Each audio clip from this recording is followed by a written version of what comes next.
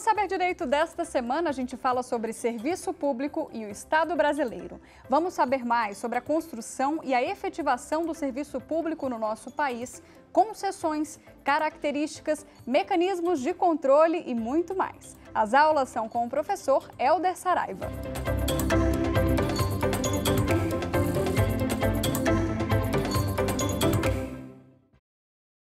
Olá, gente. Antes de mais nada, eu quero agradecer à TV Justiça e ao programa do Saber Direito e toda a sua equipe pela oportunidade de estar aqui. Eu, de forma rápida, quero me apresentar. Eu sou Hélder Saraiva, eu sou advogado na área de Direito Público, especializado na defesa de processos administrativos e em processos de licitações. O meu foco no exercício da atividade jurídica sempre foi o viés administrativo, tanto na parte com relação ao exercício da advocacia, quanto na parte da docência, na qual eu já trabalho em relação a diversos preparatórios para concursos públicos e OAB há mais de 10 anos.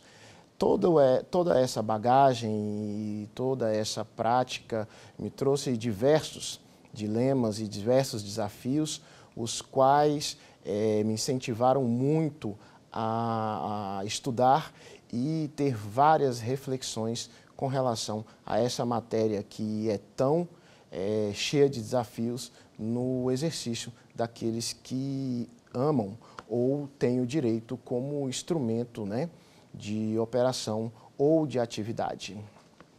Agora, o que eu venho trabalhar com vocês, ou o meu tema escolhido com relação à nossa aula, né, ou esses dias que nós vamos passar juntos, é serviços públicos. Serviços públicos é um assunto de alta relevância no direito brasileiro. Por quê? A partir do momento que você pega o seu carro ou você pega o ônibus para ir ao trabalho e tem uma blitz, seja da polícia de trânsito ou da polícia militar, você muitas vezes já se envolve com serviços públicos. A partir do momento que você vai e pega o metrô, você envolve com serviços públicos. A partir do momento que você acorda e vai escovar os dentes e abre a torneira, ali já está presente os serviços públicos. Então, os serviços públicos nada mais ou nada menos envolve toda a manutenção da sociedade. Nós nos envolvemos muito com serviços públicos, nós somos mantidos por serviços públicos, mas pouco se fala da organização ou do reflexo com relação a eles, tanto na exigência de direitos ou no suporte àqueles que prestam ele.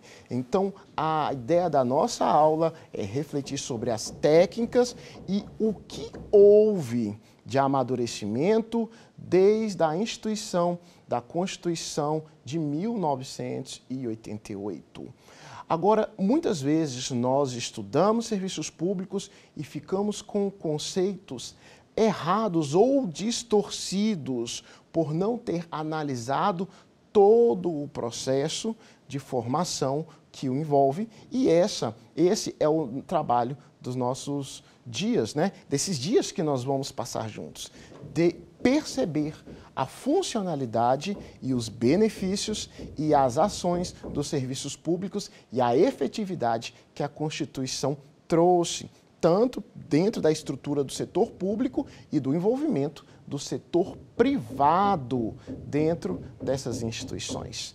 Precisamos perceber que o ideal da Constituição de 88 foi organizar a atividade do serviço público em relação à administração pública, tanto a administração direta como a administração indireta, e a transferência, quando eu digo transferência, a delegação para o setor privado, não só na questão da liberdade desses serviços, mas que a fiscalização fosse mais eficiente, fosse mais qualificada.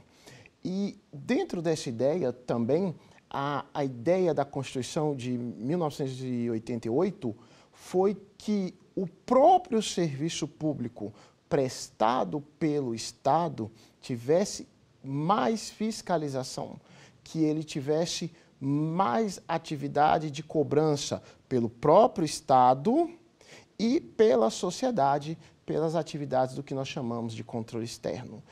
Esse processo de liberdade, de fiscalização, que nós chamamos de controle, que vem a ser o espírito da Constituição de 88, e essa é a nossa meta de estudo, de falar das diversas formas de atuação, ou por meio de legislações, ou por meio de princípios, ou por meio de ações de controle, que será o objeto do nosso trabalho esses dias. O que nós precisamos visualizar que antes de se falar somente do conceito de serviço público, ou falar das classificações de serviços públicos, ou falar das diversas espécies de delegações, ou transferências de poderes para essa ação, como a outorga, ou os direitos de execução, nós precisamos saber a funcionalidade básica do Estado, a forma que o Estado foi gerido em relação à entrega de serviços, eu vou ainda usar essa expressão, para a sociedade. Nós temos que remeter ao direito constitucional. O direito constitucional, falando em linhas rasas, ele trabalha com a parte estrutural do Estado, trabalha com a responsabilidade do Estado quanto pessoa, quanto instituto e aos direitos e deveres da sociedade. Estrutura, deveres do Estado e direitos também, que a gente poderá chamar de poderes, e os direitos e deveres da sociedade, que a gente pode falar lá do artigo 5º, do artigo 6º, né? Ou também lá na parte das capacidades eleitorais, enfim. Nós podemos chamar de um direito estrutural, tanto que se fala carta. Agora, quando nós falamos em relação a direito administrativo, nós falamos da transmutação ou do repasse dos serviços do Estado ou das ações do Estado em relação à sociedade. Vem de cuidar, vem de zelo, tá? Vem do próprio conceito de administração. Ele vem de concretizar a estrutura estatal. Então, quando nós falamos em direito constitucional, é comum, e é do próprio texto da Constituição, e vocês já devem ter encontrado em diversas aulas aqui, a expressão poderes do Estado. Executivo, legislativo, judiciário, enfim. Agora, quando nós falamos em direito administrativo, a expressão mais adequada são funções do Estado. Mais uma vez, funções do Estado.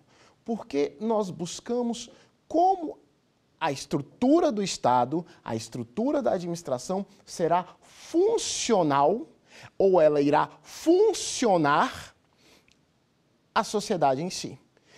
E você há de convir comigo que funcionar é servir, que funcionar é serviço. Então, a primeira noção dentro do ideal constitucional é que você perceba essencialmente como funcionam os três poderes, para depois você separar essencialmente o que é o estudo do serviço público, que aí, né, é o próprio modelo do estudo científico. Então, vamos lá. A partir do momento que nós falamos de função do Estado, ou, né, ou função ou poderes do Estado, mas hoje nós vamos identificar a palavra função. Funções do Estado são as capacidades constitucionais que buscam atender às necessidades do indivíduo. Mais uma vez, que buscam atender às necessidades do indivíduo. E isso é uma citação que vem desde a Grécia, do livro A Política de Aristóteles, né? Nós temos que entender que neste modelo, grego, o conceito de poder ainda era uno, era uma estrutura de governança que atendia uma sociedade. Agora, essa questão do poder, que foi evoluindo e foi passando pelo absolutismo, enfim, ela terminou sendo equalizada nos dias atuais por Montesquieu, que é a teoria da tripartição dos poderes. Montesquieu entendeu que para que exista segurança, em relação ao equilíbrio ou à justiça social, o Estado deve funcionar em relação a 3 poderes ou 3 funções. E aí nós desenvolvemos o primeiro conceito de serviço público moderno, que seriam os 3 poderes, Este seria um conceito geral, um conceito aberto, tá certo? Um conceito amplo, que o serviço público é tudo que o Estado entrega para atender às necessidades da sociedade. E dentro disso daí, nós temos que falar sobre essa acepção de poder, que na verdade é dividido em 3 funções. Nós temos que olhar que, na verdade, o texto constitucional, ele fala na existência de um poder, tá certo? O poder é único. E o poder é dividido ou reflete em 3 formas de ações ou em 3 funções. Tanto que o próprio texto da Constituição diz que todo o poder emana do povo. E essa expressão está no singular. E aí depois a doutrina ou os teóricos vão refletir dizendo que existe o exercício das 3 funções. Com relação a isso daí, nós temos que perceber que existe a função legislativa, a função judiciária e a função executiva. Da forma que eu expressei agora, nós estamos usando uma expressão ou uma textualização constitucional. Mas quando nós vamos falar sobre serviços públicos, elas merecem uma decantação, melhor dizendo, elas merecem uma apuração mais saudável para nós alcançarmos outras reflexões ligadas a serviços públicos. E quais seriam elas? Primeiro, vamos falar sobre função legislativa, ou também chamada por alguns autores como função legiferante, tá certo? Você que está ligado aí a seleções públicas, concursos públicos, independente da carreira, muitas questões você se depara em função legiferante, ou você que trabalha na parte da docência, ou faz pesquisa, produção de textos, você também vai encontrar bastante essa palavra. A atividade da função legiferante, a gente normalmente solta, é criar leis. Ok, não há problema em relação a essa expressão, mas nós podemos evoluir essa expressão. Nós podemos dizer que é inovar no sistema normativo. Porque o Poder Legislativo, na sua prestação de serviço, em conceito geral, ela tem a capacidade de alterar ou trazer novidades ao sistema normativo. Em suma, criar regras. A sociedade muda os seus conceitos, a sociedade tem uma nova visão com relação a alguns comportamentos e o Poder Legislativo, independente da esfera ou dentro das suas capacidades, ele simplesmente adequa ou rejeita determinados comportamentos, criando novos textos positivos ou negativos, concedendo direitos ou restringindo direitos. É legal você perceber que quando nós falamos da função legislativa, ela tem uma característica abstrata. Por que abstrata? Porque quando o Poder Legislativo cria uma determinada norma, uma determinada lei, nós não sabemos o real alcance dela. Nós sabemos que ela é erga omnes, né? Ela vale para todos. Só que nós não sabemos o nome da pessoa imediatamente que vai ser aplicada. Esta é a regra. E nós chamamos ela de mediata. Mediata ou indireta, tá? Porque eu também não tenho como visualizar ou garantir que as pessoas vão obedecer essa lei. Tanto que algumas leis até geram penalidade. Muitas vezes você já ouviu uma expressão dizer, nossa, essa lei não pegou. Muitas pessoas nem ligam para essa lei. Por isso ela tem essas características. A outra função está dentro do Poder Judiciário, ou função jurisdicional. A função jurisdicional, ela tem a capacidade de solucionar o conflito. A produção normativa, muitas vezes, ela tem antinomia, que é o conflito de normas, ou muitas vezes ela tem um descumprimento da norma por qualquer pessoa, e as pessoas buscam o Poder Judiciário para que isso seja pacificado. Ele vem dar a interpretação ou a adequação às funções do Estado. O importante é ressaltar que a função jurisdicional, ela é indireta. É indireta, gente, pelo simples motivo que necessita de provocação pela parte interessada. Existem momentos que a parte interessada é até o próprio Estado, ou o Ministério Público, ou mesmo a Defensoria Pública, ou as Procuradorias Estaduais. O importante é notar que a técnica demandada por esta função é solucionar os conflitos. Agora, o que nós também temos que perceber que agora existe uma terceira função, que é chamada a função executiva. Agora, olhe com mais atenção. Função executiva é o nome estrutural. É o que eu chamo os órgãos, as autarquias, as fundações, as empresas públicas e as sociedades de economia mista. Quando eu vou falar em relação ao que elas desenvolvem, é mais adequado eu falar sobre função administrativa. E aqui vem o diferencial do nosso trabalho. A função administrativa é toda atividade concreta e imediata que visa atender o bem-estar ou interesse público.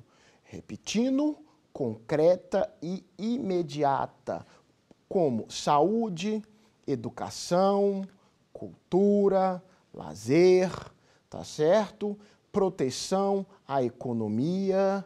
Se você olhar os exemplos que eu estou falando agora, você vai perceber que são coisas que... Segurança, são coisas que não podem ser postergadas, não podem ser deixadas para depois. E caso sejam deixadas para depois, vai gerar, tá, um prejuízo significativo ou impositivo à sociedade.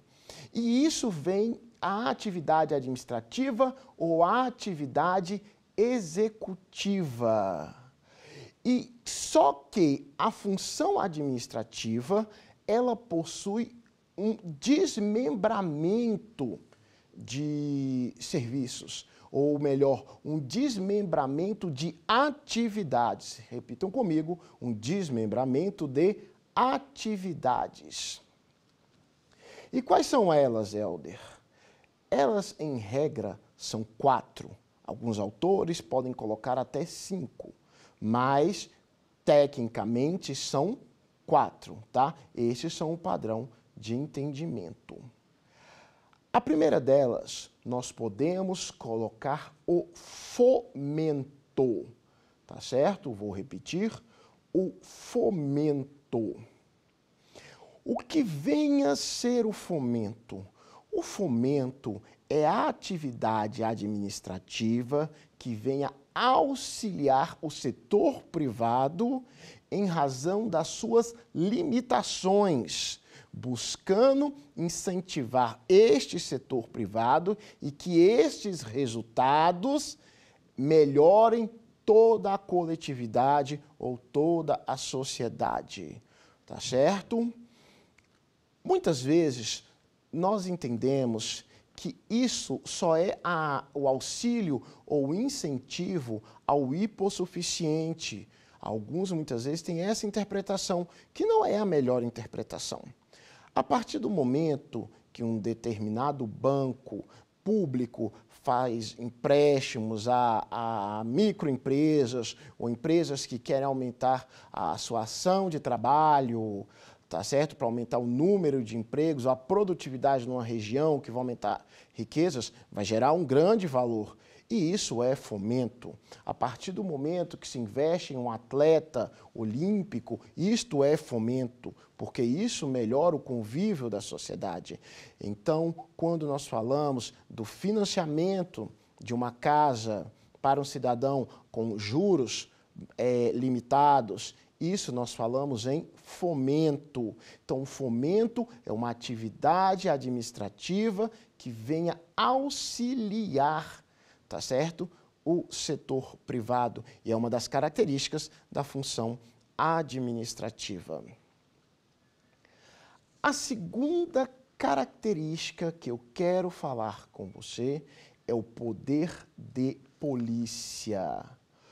O poder de polícia é um dos que merecem mais atenção.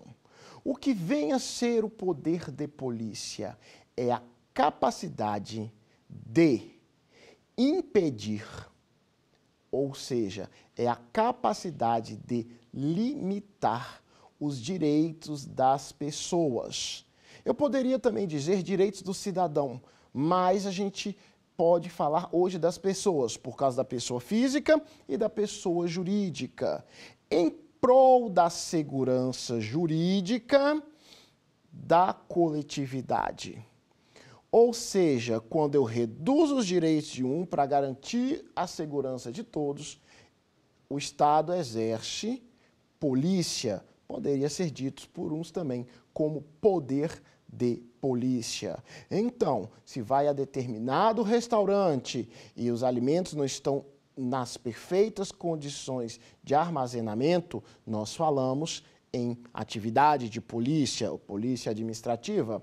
Quando nós falamos que a determinada polícia apreendeu carro ou um ônibus escolar por questões de segurança, nós falamos em polícia. Polícia é a única atividade da administração pública que nós chamamos de atividade negativa. Repitam comigo, depois mentalizem, enfim, atividade negativa, porque a ideia dela é restringir direitos para a preservação de outros, tá certo?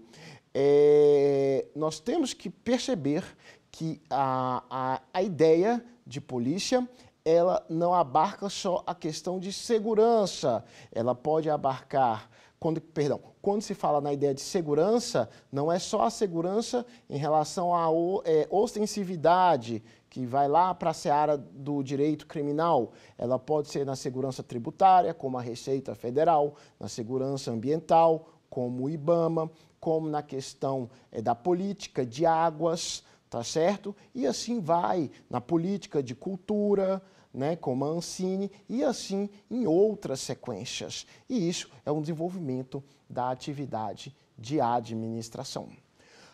A terceira característica, e essa é criticada ainda por alguns autores, mas é posição que se sobressai, é estável em relação ao estudo, é a intervenção na atividade econômica.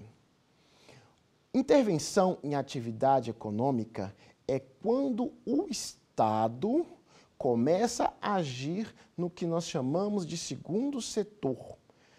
Segundo setor é o que nós chamamos de atividade privada, é a atividade de circulação de riquezas, é a atividade do comércio, é a atividade da prestação de serviço, é a bolsa de valores, é o supermercado, é a atividade das startups, é a atividade do turismo, é onde circulam riquezas. O primeiro é o próprio Estado, segurança, saúde, educação, tá? É onde o Estado não pode deixar de funcionar. É sempre legal falar que a administração pública, ela não pertence ao segundo setor. Ela intervém no segundo setor, tá certo? E ela intervém para preservar direitos, ela intervém para colocar a economia sob controle, tá? E isso está previsto no artigo 173 da Constituição. Artigo 173 da Constituição. Hoje, um dos grandes exemplos da intervenção em relação ao setor econômico, nós podemos dar exemplo ao serviço público, às empresas públicas e às sociedades de economia mista, como, por exemplo, a Caixa Econômica e o Banco do Brasil e a Petrobras. Nós temos que ficar atentos que alguns autores também dizem que quando o Estado participa em relação às intervenções, eles não estão desenvolvendo o serviço público, porque isso é essencialmente um serviço privado. Na verdade, o Estado está desenvolvendo um serviço particular para a preservação de direitos do cidadão. E, por último, nos restou o serviço público. O que vem a ser o serviço público? O serviço público é um conjunto de ações de natureza, em regra, constitucional ou previstos na legislação infraconstitucional que visam atender às necessidades coletivas ou às necessidades sociais, que, em regra, devem ser realizadas pelo Estado. Em regra, devem ser realizadas pelo Estado. Porém, poderão ser delegadas dentro do próprio Estado, na forma de outorga, ou ao setor privado, na forma contratual, que é o que nós chamamos de concessões e permissões na forma da lei. Quando nós queremos entender sobre serviços públicos, a remissiva constitucional está presente no artigo 175 da Constituição, tá? Ele que dá o prenúncio que o serviço público é uma titularidade da administração pública, tá? E ele que anuncia que serviços públicos podem ser delegados ao setor privado na forma da lei. Hoje, a lei matriz que fala sobre a delegação dos serviços públicos é a Lei 8987/95, a qual nós vamos falar em outros momentos dentro do nosso curso. Será objeto ou tema dentro das nossas pautas. Mas hoje é para que ela possa servir de tema ou referência dentro do nosso conceito. Agora, o que você não pode esquecer? existe serviço público no sentido amplo, que entra o conceito dos três poderes: a função jurisdicional, a função legislativa ou legiferante e a função administrativa. Tudo que se entrega à sociedade é considerado serviço público, só que no sentido amplo. Agora, quando nós falamos em serviço público no sentido estrito, no sentido literal, tá certo? Ou também chamado administração pública no seu sentido funcional, aí nós estamos falando deste conjunto de atividades. E aí nós precisamos, neste sentido literal, excluir o que não é serviço público. Atividades judiciais e atividades legislativas, no sentido literal, não são considerados serviços públicos. Tá? Por quê? Porque para ser serviço público tem que ser concreto e imediato. E os dois anteriores não são considerados. A atividade de polícia não é serviço público. Por quê, Helder? Essa eu não entendi. Vamos esclarecer. Quando eu falo em atividade de polícia, a essência dela, o estado policialesco, é de restrição.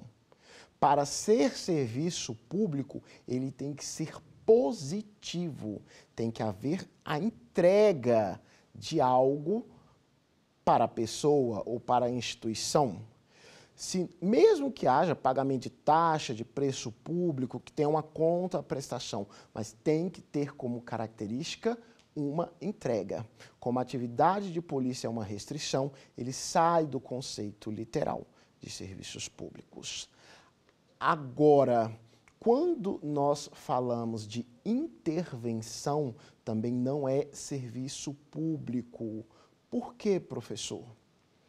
Quando nós falamos em relação à intervenção, a essência é o segundo setor e é o serviço privado, tá certo? É a atividade de rendas, de lucratividade, e é a essência do serviço é ser público, tá? Então, as atividades de natureza privada, elas são excluídas, tá certo? Quando o Estado assume a função privada, você pode perceber que não são servidores, são empregados, são regidos pela CLT, eles não possuem estabilidade, aposentam pelo regime geral, tem uma série de outras características que terminam sendo adaptadas, mas intervenção não é serviço público no sentido estrito, ok? E o fomento, tá certo? Ele não vem com a ideia de entregar algo contínuo. Ele é um evento, ele é um momento. Pode ser até uma bolsa que dure anos, mas para ser fomento tem prazo para começar e prazo para terminar, porque o fomento é uma ajuda. O fomento, ele instiga a pessoa a ter uma movimentação ou ela ter uma situação mais favorável, mas ele é temporário. A ideia do serviço público é que ele seja contínuo, mesmo que sejam para pessoas diferentes. Então, você percebe que o serviço público é um conceito diferenciado, conjunto de atividades do qual atende necessidades coletivas, conforme preceitua o artigo 175 da Constituição. E esse artigo 175, você sempre deve lembrar de três características. Quais são elas? A primeira, a capacidade de delegação por concessões e permissões, tá? Capacidade de delegação por concessões e permissões. Segunda característica, a capacidade de cobrança de taxas, ou seja, quando o serviço for para a iniciativa privada pode cobrar um valor para que o serviço se mantenha. E a terceira característica, os preços devem ser módicos. Melhor falando, os preços devem ter natureza acessíveis, tá? E aí tem uma referência de uma série ou uma conjuntura de princípios. O que acontece? Quando nós falamos em relação a essa situação, nós também temos que dar destaque ao artigo 170 da Constituição, que nos ensina que existem serviços que não têm relacionamento nenhum com o setor público, como, por exemplo, serviços de diversão ou alguns serviços como, por exemplo, essencialmente privados, serviços de profissionais liberais, mas que eles são fiscalizados pelo Estado, serviços de farmácia, tá? Esses serviços privados, eles atendem à coletividade, tá? Eles não são públicos, mas eles são de interesse público e eles serão fiscalizados pelos órgãos, como a vigilância sanitária ou as agências reguladoras, e estes estão previstos no artigo 170 da Constituição. Em relação à expressão legislativa, nós temos que fazer também uma remissão sobre quais são os serviços responsáveis dos entes federados. Nós temos que saber que, originariamente, os serviços públicos são prestados pelos entes federados, União, Estados, municípios e Distrito Federal, que são as pessoas jurídicas de direito público de natureza política. E, originariamente, os seus serviços estão previstos na Constituição, né? Primeiro está lá no artigo 21, as responsabilidades da União. Depois, nós passamos para o artigo 31, que vem as responsabilidades do município. E, por último, lá no artigo 23, nós temos as responsabilidades do Estado, né? E é sempre bom falar que as responsabilidades do Estado, elas são residuais. Aquilo que não é da União e não é do município, será do Estado. A Constituição, em relação aos serviços públicos, ela homenageou bastante a capacidade dos municípios, né? Dando uma série de responsabilidades mais impositivas, até porque a relação, né, desse ente federado com o cidadão é muito próxima. E a ideia do serviço público é alcançar diretamente o bem-estar do cidadão.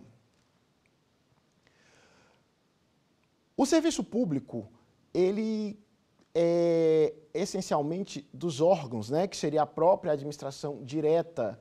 E dentro desse escalonamento legislativo, ele também pode ser desenvolvido por causa das autarquias e fundações, até pelas empresas públicas e sociedades de economia mista, desde que não trabalhem com atividade lucrativa, sejam prestadoras de serviço, sejam aquelas que tenham atividades que envolvam fomento, ou que envolvam auxílio à sociedade, né? Que a atividade delas não girem em setor comercial, tá certo?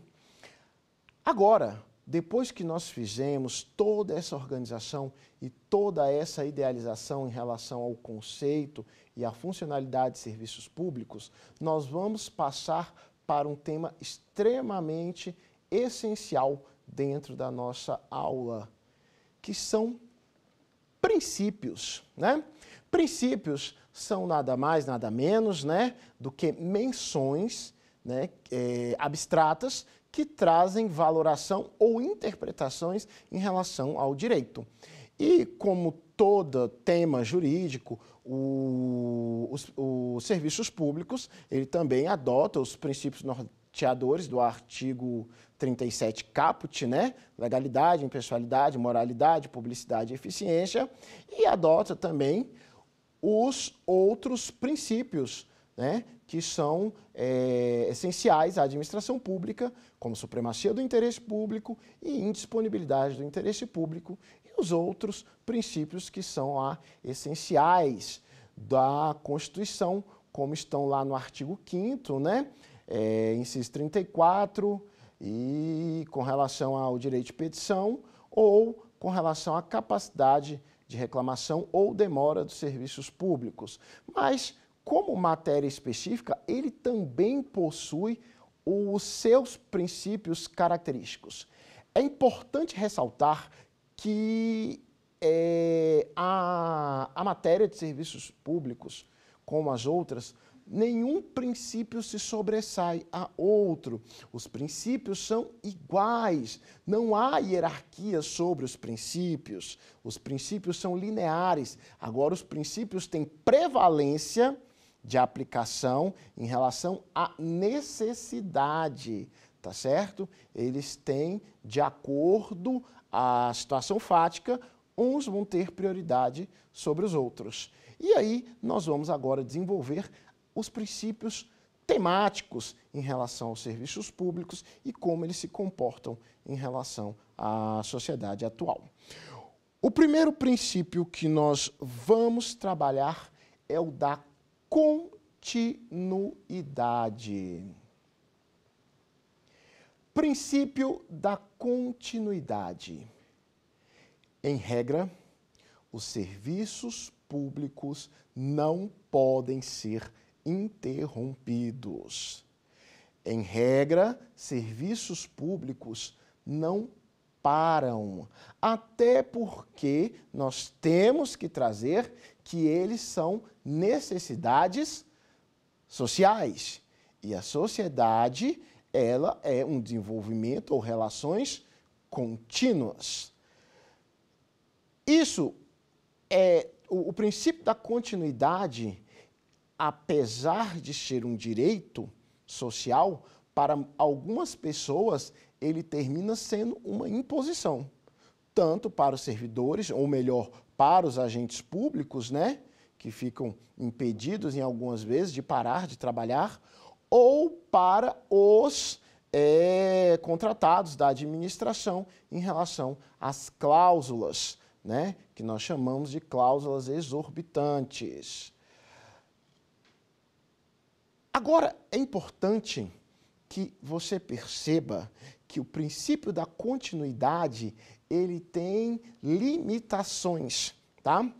A gente poderia também dizer exceção, mas exceção é aquilo que se deixa de cumprir. E a ideia da essência desse princípio é que ele não deixe de ser cumprido, mas que ele se adeque a realidades, até por causa da coalizão de direitos das outras pessoas. E é sempre bom lembrar que este princípio também é chamado de princípio da permanência. Dentro dessa ideia, vamos entender quais são as limitações deste princípio. A primeira limitação que nós devemos comentar é a exceção do contrato não cumprido. A exceção do contrato não cumprido, esse é um instituto que queda, né, que mora no direito civil, né, ou começa lá nos direitos das obrigações, ou seja, se eu tenho um contrato com você, eu tenho a prestação A e você tem a prestação B. Se você não cumpre a sua parte, automaticamente eu não tenho obrigação de realizar a minha, tá? E isso aí é um primado lá do direito civil, vem lá do direito romano, enfim. Agora, quando o Estado, tá certo, ele tem contratos com prestadores de serviços que envolvem serviços públicos, se porventura o Estado não puder cumprir a sua parte no contrato, em regra, o contratado ainda terá que continuar a prestação do serviço. Olhe comigo, em regra, ele deverá continuar a prestação do serviço, ok? Porém, usando o texto da Lei 8666/93, se chegamos a 90 dias e a parte do Estado não é realizada, aí sim o contratado poderá deixar de prestar o serviço e haverá a quebra do princípio da continuidade. Só que, caso a República, ou seja, o Estado, esteja em situação de guerra, não poderá haver a aplicação do princípio. Então você percebe que quando nós falamos em princípio da continuidade e vamos e mostramos a primeira exceção, a exceção existe, a lei é clara em relação ao prazo, mas mesmo assim, havendo algo que transcende ou que há maior necessidade social, a exceção deixa de existir. A exceção do contrato não cumprido também tem outro ponto. Se eu trabalho com a prestação de serviço por demanda para a administração, ou seja, eu tenho um serviço, digamos, de iluminação ou algo que seja eventual para a administração e tenho um contrato com ela, somente após, digamos que ela suspenda o serviço, olha, eu não quero mais, eu não estou precisando. Mesmo ela não precisando, durante 120 dias eu ainda tenho que deixar aquele dia reservado para a administração, por causa do princípio da continuidade. Somente após os 120 dias, que aí eu vou considerar aquele dia como não ocupado ou não reservado para a administração. Dentro dessa sequência, nós temos que perceber que o princípio da continuidade, ele também vai dizer sobre a situação, ele vai ter outras limitações, que são situações de emergência, tá certo? Que o serviço pode ser suspenso, situações de calamidade ou falta de pagamento, tá certo? Mas para que ocorra falta de pagamento, o usuário deve ser notificado antes. E isso já é precedente confirmado do STJ. Agora, quando são serviços essenciais, automaticamente não pode haver a limitação do serviço, mesmo com débitos. Como assim, professor? Iluminação de quadras de esporte, de hospitais, de escolas, elas não podem ser suspensas, porque se trata de serviços essenciais. Assim, também se curva os precedentes dos tribunais, tá certo? E também nós podemos ter suspensão de serviços por ordem técnica, tá? Vai fazer um ajuste, vai fazer melhoras, ou limpezas, como por exemplo algumas cidades com caixa d'água ou reservatórios, mas tudo isso necessita de comunicação prévia, tá certo? Precedentes do STJ. Agora, outro princípio que necessita ser demandado é o princípio da generalidade. Princípio da generalidade. O princípio da generalidade, nós poderíamos dizer que é uma especialização do serviço público em relação à igualdade ou mesmo da isonomia. A nossa ideia não é fazer todo o desmonte, mas a essência deste princípio é tratar as pessoas da mesma forma. Como assim? A partir do momento que existe um serviço entregue à sociedade, o serviço deverá ser o mesmo, independente da natureza, da condição ou da capacidade de renda da pessoa. E o Estado não poderá oferecer serviços diferenciados em razão da capacidade técnica ou da capacidade financeira. Ou seja, se determinado Estado tem um fornecimento de água, ele não pode dizer, olha, nós temos esse fornecimento de água, mas para as pessoas que pagarem o plano X, nós temos água mais pura ou com tais e tais e tais benefícios. E isso é uma violação da igualdade, que no serviço público é generalidade. O serviço público ele tem que ser geral. Independente se bom ou ruim, ele tem que ser da mesma forma para todos, tá certo? O transporte público, ele tem que dar o acesso da mesma forma para todos, tá certo? Então, a ideia é que se entregue sempre da mesma forma. Muitas vezes algum aluno pergunta, mas professor, no banco não é assim. As pessoas têm um tratamento e outro, mas você tem que lembrar que no banco não é um serviço público, é um serviço privado realizado pelo Estado. Generalidade, por exemplo, o carro que a polícia vai fazer a apreensão é independente da capacidade de renda de qualquer pessoa. Cuidado para você não fazer confusão em relação à desigualdade positiva. Nós temos que perceber que as pessoas que são possuidores de necessidades especiais, elas têm um assento reservado, muitas vezes adaptado, ou em relação a um determinado local, tem uma área reservada, porque a lei já condiciona isso, e isso com relação às características especiais, da quais vão dar uma condição melhor de vida. E isso é promoção da igualdade também, ok? O próximo princípio que nós vamos olhar é o princípio da modicidade.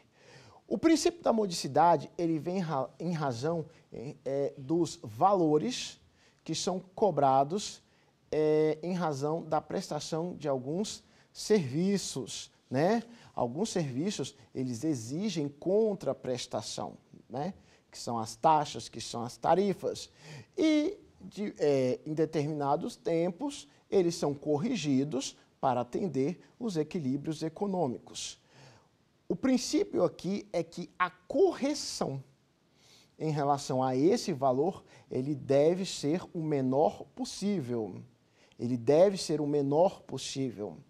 Ele sempre tem que levar o valor menor, tá certo? A menor renda da população, tá? Seria errado se fosse corrigir o preço do aumento, por exemplo, da luz ou, por exemplo, do transporte pela renda per capita, porque estaria se realizando uma média, tá certo? Ou se fosse indexado, por exemplo, ao salário mínimo, porque existe uma série de pessoas no Brasil que não alçam essa realidade. Então, isso vem da modicidade, ou melhor, a modicidade muitas vezes ela tem que se buscar a nem aumentar se fosse possível, ou mesmo reduzir dependendo das condições. Os preços dos serviços públicos devem ser módicos, tá certo? Ou muitas vezes você vê a questão do passe estudantil, ou, enfim, as diversas políticas que se tentam fazer aí, tá certo? Isso vem originado o princípio da modicidade. E nós também temos o princípio da cortesia. O princípio da cortesia é o dever que o servidor público tem de atender bem a sociedade. É dever do servidor público ser educado com as pessoas.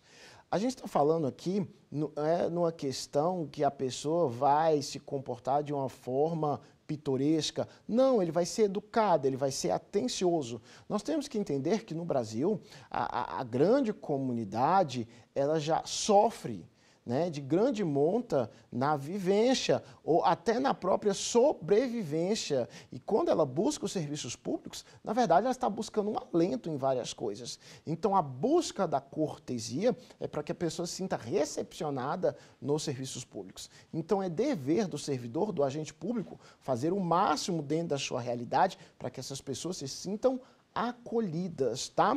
A cortesia, ela é uma evolução da urbanidade. Urbanidade é um princípio que vem lá da Lei 9784, que é você ser educado, mas nem sempre você ser educado quer dizer que você vai atender uma pessoa bem. Você pode ser educado extremamente ríspido. A ideia do serviço público é que você possa trazer o cidadão para você, tá? E ele vem com relação a essa caracterização ou essa inovação da Constituição de 88, tá certo? O próximo princípio, e este também é legal, é o princípio da atualidade, ou princípio da atualização.